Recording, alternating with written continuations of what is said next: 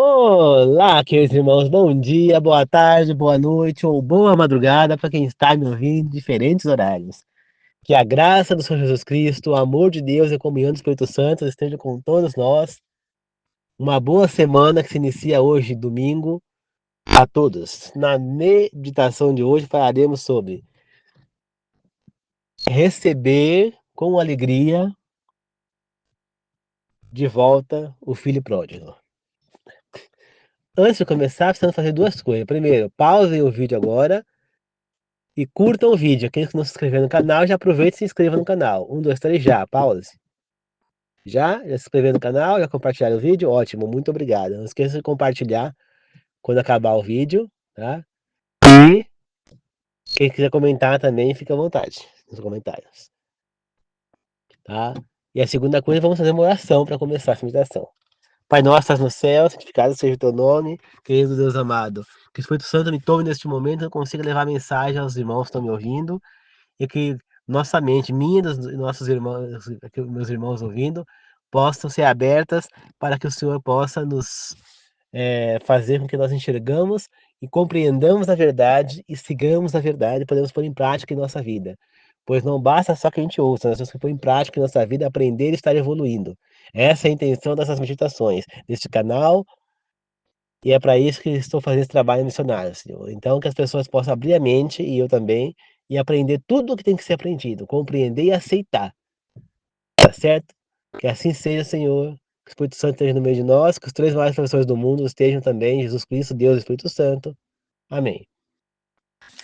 Queridos irmãos, é, acho que todos conhecem a parábola do filho pródigo, né? Ele pede a herança, resumindo, né? Ele pede a herança pro pai, o pai ainda vivo. O pai entrega a parte dele da herança e ele vai embora pro mundo. Abandona o pai, abandona a família, abandona tudo, nunca mais volta. Aí ele vai e dá com os burros na água, porque é uma pessoa como ele deu com os burros na água, fez a coisa errada, né? E aí ele pega, vira servo de alguém lá, e ele passa a desejar comer até comer dos porcos, tão ruim que é a comida que dão pra ele. E ele lembra que a comida que os servos do pai dele comiam lá na fazenda onde o pai dele vivia, ou no local onde o pai dele vivia, era muito melhor do que essa comida que ele tava sendo servida para ele. Ele então sentiu o desejo de voltar para casa. E ele voltou para lá, mas não com o intuito de morar com o pai novamente, mas com o intuito de trabalhar como servo do pai. Servo. Mas diferentemente do que ele imaginava, o pai o recebeu de braços abertos, né? E ainda, além de correr na direção dele, abraçá-lo, ainda dele uma festa, né? E aí depois chega o irmão, né? O primogênito, fala o que tá acontecendo, o irmão que tá dando uma festa. Ele ficou revoltado com aquilo, e aí o pai saiu lá fora, foi falar com ele, e ele pegou e falou, não, que você dá uma festa pra esse cara? Ele pegou o dinheiro antes da hora, foi embora, e agora o cara volta, você dá uma festa pra receber, enquanto eu que tô aqui, trabalhando com você, dando meu sangue, nunca você me deu uma festa para mim e meus amigos? E o pai responde, você já está aqui, você já tem tudo que é meu, é seu. Seu irmão não tem nada, e ele é o meu filho que tá voltando, né? Então, queridos irmãos, o que essa palavra nos ensina? Né? Ela nos ensina que o membro da igreja que saiu e foi para o mundo, fez coisas erradas e volta, que ele deve ser bem aceito. Pois Deus o recebe de braços abertos se ele volta com sinceridade. Assim como qualquer pessoa que não teve oportunidade, como um assassino, um estuprador, um pedófilo, um traficante, um ladrão, não importa. Ele se arrependeu e ele deseja andar com Deus agora, nós temos a obrigação de recebê-lo em nossa igreja. Então, nós precisamos receber o filho pródigo com alegria, com, com toda a educação do mundo, com toda a recepção, né? Temos que receber bem ele com festa, assim como Deus vai receber ele ali no livro da vida com festa. Cada pessoa que se converte, entra numa igreja, seja qual for a igreja, a pessoa é sincera, Deus faz festa no céu. É mais uma pessoa que vai estar lá na vida eterna. Pois Deus sabe a quantidade de pessoas que não estarão. É mais que a quantidade de grãos de areia da praia. A maioria dos seres humanos não estarão. Então, queridos irmãos, nós não podemos rejeitar ninguém. Quando a gente pensa no apóstolo Paulo, nós pensamos, será que ele foi recebido com alegria pelos apóstolos, pelos cristãos, como um líder, como, como uma pessoa agora convertida, como um irmão de fé? Depois que ele apedrejou, pelo menos um deles, né, que foi Estevão, depois do que ele fez, será que receberam de bom grado? Ou será que ficaram com o pé atrás com ele? É claro que ficaram com o pé atrás. É claro que tinham medo dele. É claro que desconfiavam dele. Né? Muitos estariam pensando que ele estava fingindo que tinha se convertido para enganar as pessoas ali e os trair e entregar para serem mortas. Para ficar pegando as informações com eles lá e passando para outras pessoas ali que estavam por trás dele.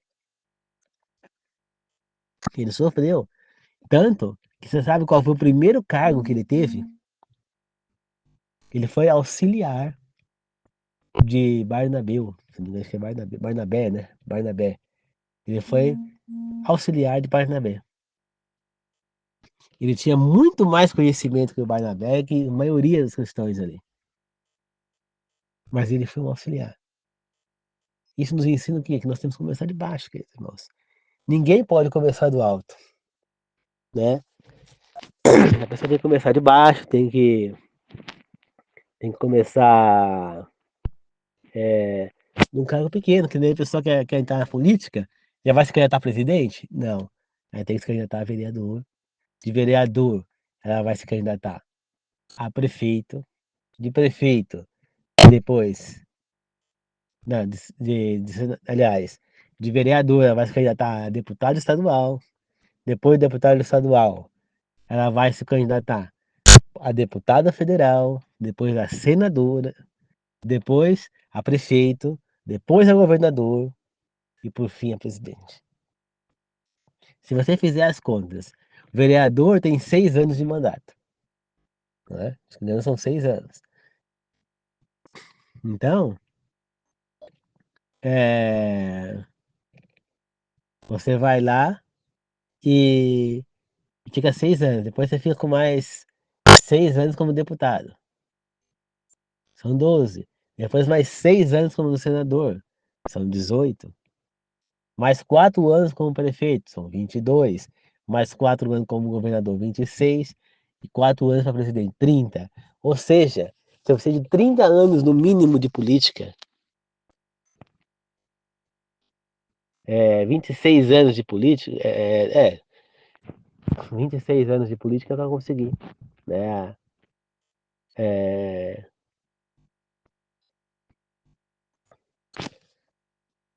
26 anos para se candidatar a presidente. Entendeu? E 30 você vai sair da presidência se você for eleito em todas as suas eleições. O que não vai acontecer.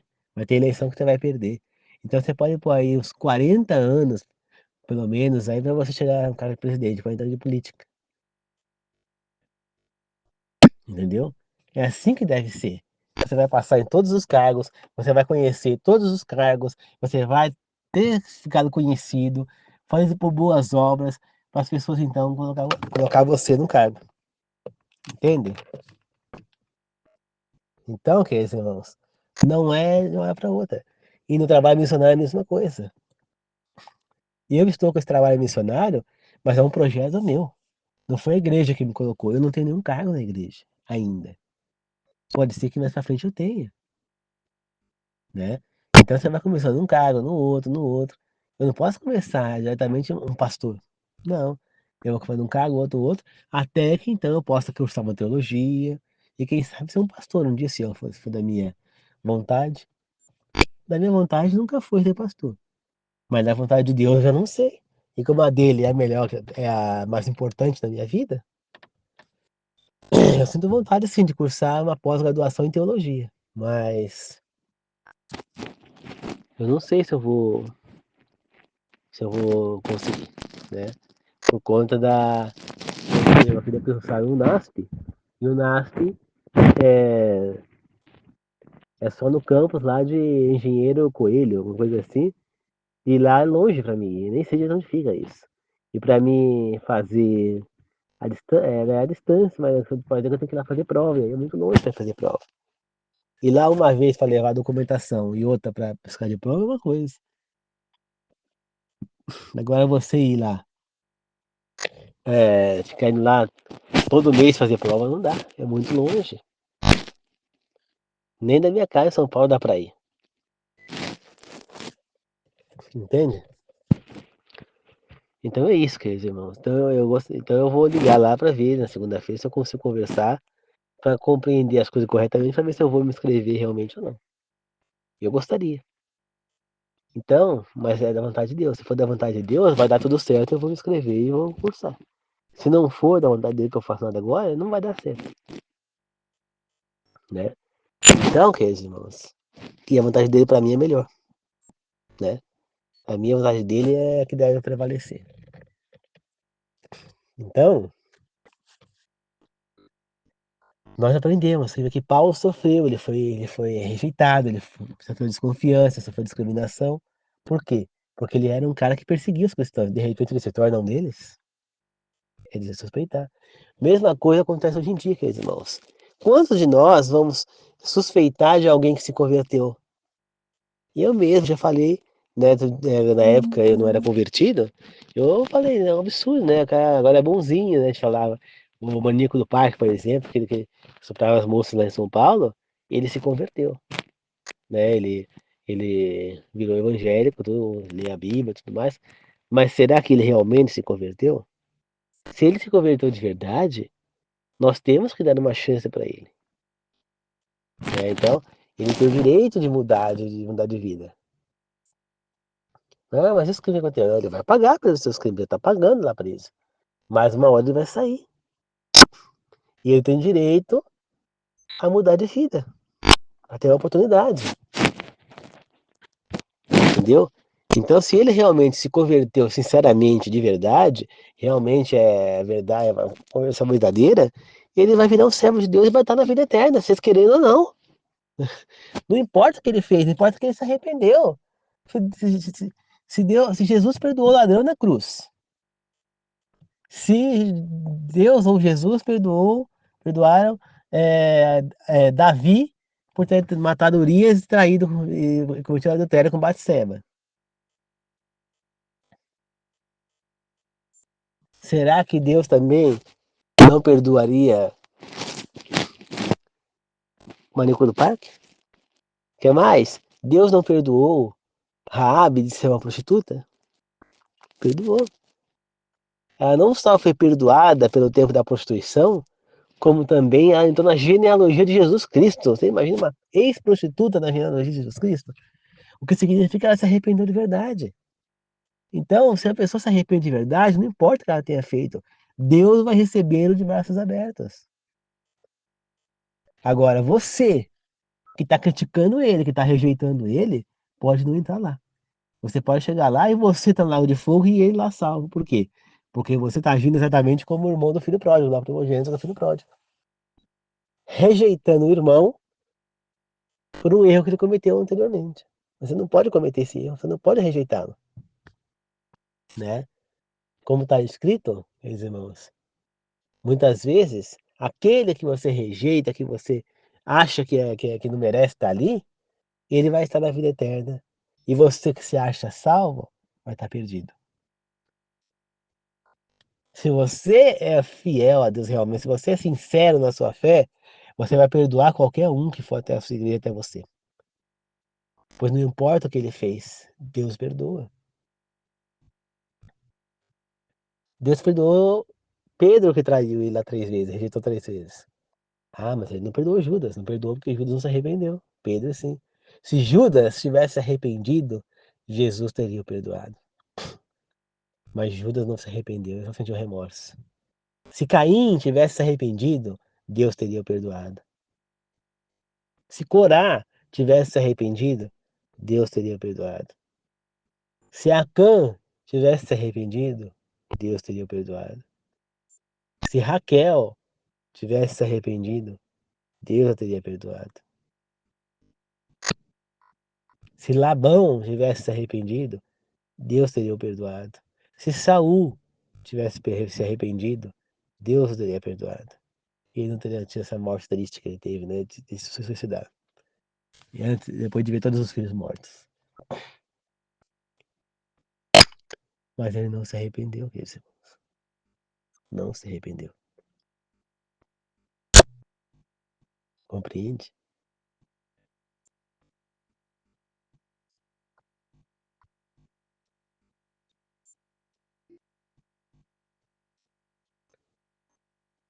Então é isso.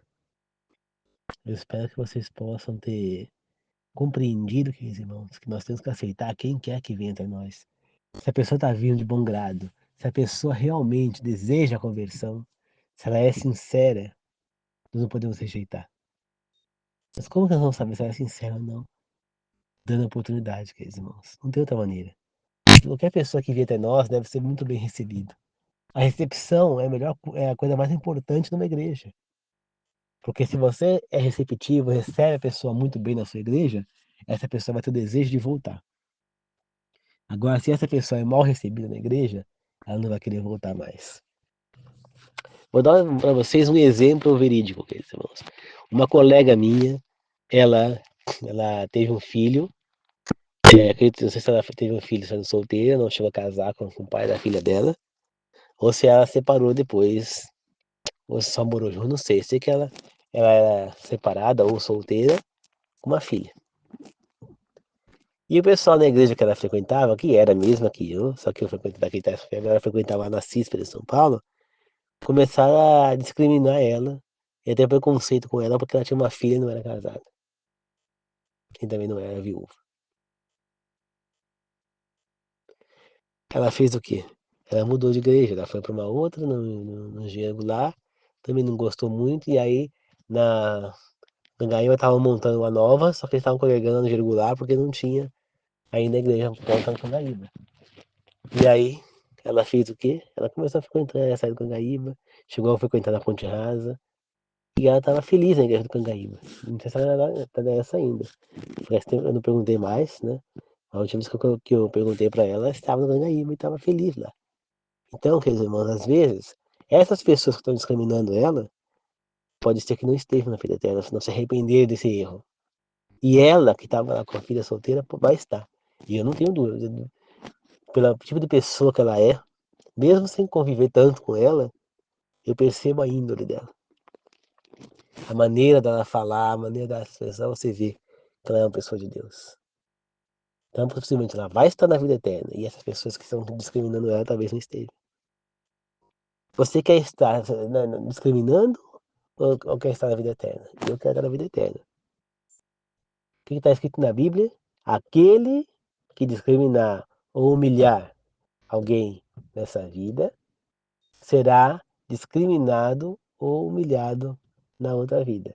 E aquele que é humilhado ou discriminado nessa vida será exaltado na vida eterna. Cabe a vocês tomar essa decisão, queridos irmãos. Né? E Jesus quis falar isso também na parábola do rico Lázaro, né? Quando ele fala, o Abraão fala pro, pro rico que tá queimando, né?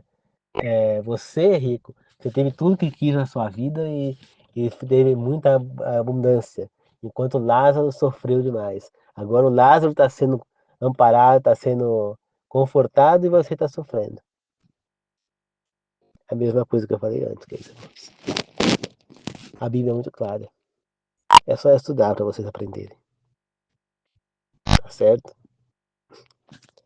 Então, queridos irmãos, não discrimine ninguém. Aceite a todos que vierem até você. Todos têm o direito de se arrepender e se transformar.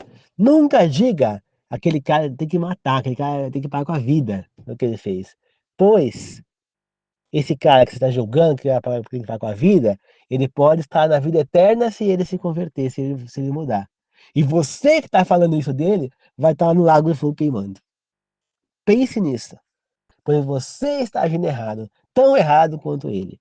E ao falar isso, você está cometendo o mesmo pecado, o mesmo erro que ele. Porque se você acha que tem uma. Primeiro, você, só de pensar em matar, você já está pecando. Quanto mais em matar uma pessoa. Matar ele significa cometer o mesmo erro que ele cometeu. E aí não pararia nunca, queridos irmãos, até acabar o último ser humano. Porque um teria que ir matando o outro. E aquele que matou tem que ser o outro que ele matou. Então, é uma coisa que vai acabar toda a humanidade e o último teria que se suicidar. Porque não teria ninguém pra matar ele. Ou Deus mataria ele ou ele tinha que se suicidar. Como Deus não mataria, um ia matando o outro. Já que é assim que funciona. Percebe cada baboseira, cada burrice, besteira que a gente fala? E eu já falei isso, queridos irmãos. Eu já falei. Antes de me converter, eu já olhei pra pessoa e falei, tá bem feito, tem que merecer com as coisas, não. Hoje eu falo, coitado, ele tá sofrendo o que ele provocou. Mas alguém tem que pregar para ele e trazer essa pessoa para Deus. Quantas pessoas que saíram dos crimes se voltaram para Deus, viraram pastores, viraram pessoas de bem, realmente. Tem aquele homem que eu já contei para vocês, que ele era assaltante, ele era bandido, ladrão mesmo. E ele abandonou essa vida e hoje ele tem frota de carro, aí de táxi, de Uber, e vive disso, honestamente. Gente, nós não podemos discriminar ninguém. Todos nós erramos. Você, por acaso, não é um ser nojento, pecador? Nunca pecou? Você é perfeito? Você é santo? Ou santa? Eu duvido, tá? Porque o único santo que existiu foi Jesus Cristo. O único homem santo. Ele foi o único que não pecou, que foi imaculado.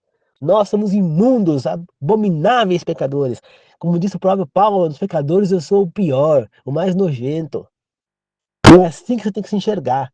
Não é se achar melhor do que o assassino, porque você não matou.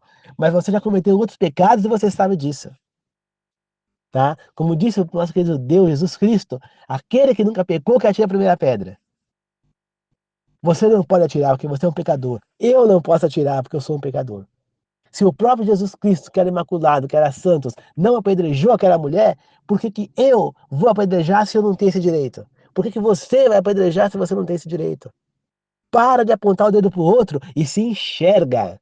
É isso que nós temos que fazer, queridos irmãos. Nos enxergar e não apontar o dedo para o outro, porque nós somos tão sujos e imundos quanto aquele outro. Nós temos defeitos, somos falhos tanto quanto aquele outro. Então nós não temos o direito de apontar o dedo para outra pessoa. Não temos. Tá certo? Não crucifica aquela pessoa, pois você também já errou. Mesmo que você não esteja errando agora, mas você já errou no passado. Você não se converteu, você não encontrou a Deus, essa pessoa também pode, do mesmo jeito. Qual a diferença? Ah, ele cometeu coisas abomináveis. Aos olhos de Deus, tudo é abominável, meus irmãos. Tudo é a mesma abominação. Não existe pecadinho nem pecadão. Todo pecado é igual. Todo pecado é igual. Todo. Não tem diferença. Tá certo? Então, queridos irmãos, para de apontar o dedo pro outro. Olhe para si, olhe para a sua vida, né? Olhe para você. Cuida da sua vida, cuida de você e pare de apontar o dedo pro outro. Tá bom? Vamos fazer uma oração para encerrar? Querido Pai amado, Deus poderoso, Pai nosso, faz no céu, santificado seja o seu nome. Senhor Deus amado, peço que o Senhor abra a nossa mente nesse momento, para que possamos nos enxergar como pecadores, como seres imundos e abomináveis que somos. Que possamos nos olhar e nunca apontar o dedo para o outro. Que possamos abrir nossa mente para enxergarmos a nós mesmos e entendermos o nosso lugar. Que nós não somos Deus, nós não estamos no seu lugar, não podemos assumir a sua função, meu Deus. Só o Senhor tem o direito de julgarmos as pessoas pelos seus erros. Eu não tenho esse direito, não devo apontar o dedo e devo receber na minha congregação, no nas minhas pregações, nas minhas orações, qualquer pessoa que esteja digna disso, qualquer uma. Qualquer pessoa que queira aprender mais, tem o direito. Até pessoa que queira conhecer a igreja, tem o direito. Não aponte o dedo para ninguém, né? Porque é mãe solteira, porque é pai solteiro, ou porque isso, porque aquilo outro. Não aponte o dedo, porque traiu, porque não sei o quê. A pessoa tem o direito de se arrepender e se voltar para Deus. A pessoa tem o direito de voltar para o caminho certo, ou de seguir, ou de entrar para o caminho certo. Nós não podemos julgar ninguém, não podemos virar as costas para ninguém, não devemos discriminar ninguém, pois isso aí é errado. Isso aí não é certo, nós não temos o direito. Esse direito só assiste ao Senhor. Então, abra nossa mente, nossos olhos, para que nós possamos pôr em prática isso e não julgar ninguém. Apenas julgar a nós mesmos, olhar para nós mesmos e tentar fazer o melhor nas nossas vidas e tentar trazer as pessoas para Deus e não querer empurrá-la mais ainda para as trevas. Tá certo? Não deixa que os pensamentos satânicos sejam a nossa mente, Senhor. Que assim seja. Ora, agradeço e glorifico. Em nome do Pai, do Filho e do Espírito Santo, que assim seja. Amém. Obrigado, queridos irmãos. Que a graça de Jesus Cristo, o amor de Deus e a comunhão do Espírito Santo esteja com todos nós, tá bom? E lembre-se sempre, tudo posso naquele que me fortalece. O Senhor é meu pastor e nada me faltará. Tá bom? Boa semana a todos. Amém. Falou.